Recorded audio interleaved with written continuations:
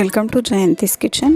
ನಾನಿವತ್ತು ಮರಗೆಣಸಿಂದ ಕಡ್ಡಿ ಚಿಪ್ಸ್ ಮಾಡ್ತಾಯಿದ್ದೀನಿ. ಹೇಗೆ ಮಾಡೋದು ಅಂತ ನೋಡೋಣ. ಮರಗೆಣಸನ್ನ ಈ ರೀತಿ ಮೇಲೆಲ್ಲ ಸಿಪ್ಪೆ ತೆಗೆದು ಚಿಕ್ಕ ಚಿಕ್ಕ ಸ್ಟಿಕ್ ರೀತಿ ಕಟ್ ಮಾಡ್ಕೊಬೇಕು.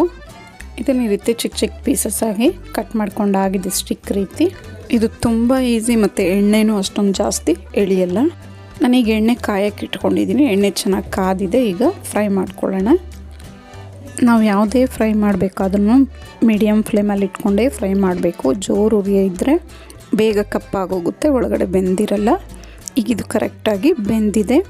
ಈಗ ಇದಕ್ಕೆ ಉಪ್ಪು ಖಾರ ಉದುರಿಸ್ಕೊಳ್ಳೋಣ ಮೇಲೆ. ಇದು ತುಂಬ ಈಸಿ.